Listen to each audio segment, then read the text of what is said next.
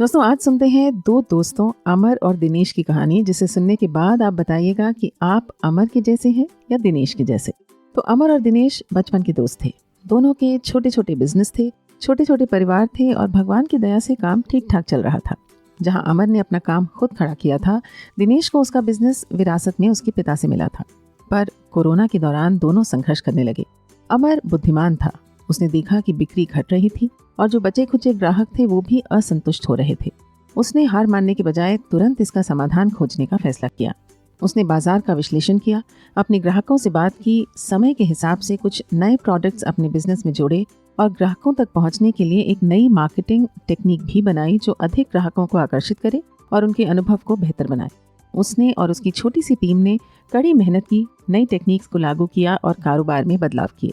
कुछ प्रयास सफल हुए और कुछ नहीं, पर उसने हर विफल प्रयास से सीखा। समय के साथ उनकी कोशिशें रंग लाईं और कुछ ही महीनों में बिजनेस पहले से कहीं अधिक सफल हो गया।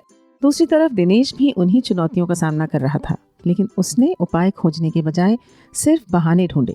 अमर ने उसे बहुत समझाया, पर दिनेश ने अपने बिजनेस की समस्याओं के लिए कभी अर्थव्यवस्था, कभी कंपटीशन, कभी अपनी टीम, तो कभी अपने ग्राहकों को ही जिम्मेदार ठहरा दिया। धीरे धीरे उसके साथ काम करने वाले लोग उसे छोड़ गए। उसने अपने व्यवसाय को बेहतर बनाने के लिए कोई कदम नहीं उठाया, परिस्थितियों को दोषी ठहराकर बस हार मान ली। एक तरह से अपने ही पांव पर कुल्हाड़ी मार ली। ये कहानी दोस्तों एक हिदायत के रूप में काम करती है कि कठिन समय में हाथ पर हाथ धरकर बैठ जाने, उस बुरे समय को अपनी किस्मत मान लेने या दूसरों को दोष देने के बजाय आगे बढ़ते रहना और समाधान खोजना जरूरी है। बुद्धिमान लोग प्रोएक्टिव यानी सक्रिय होते हैं, सॉल्यूशंस ढूंढते हैं और अपने कार्यों की जिम्मेदारी लेते हैं, जबकि कायर या आलसी लोग सिचुएशन को दोषी करार कर हर असफलता के लिए एक से बढ़कर एक बहाने ढूंढकर खुद को विक्टिम जताकर अपने आप को हर जिम्मेदारी से मुक्त कर लेते हैं और अंततः परिणाम भुगतते हैं। आज आप सभी स्वयं से ये प्रश्न पूछिए कि कठिन परिस्थिति में आप क्या करते हैं, और फिर मनन कीजिए इस विचार पर।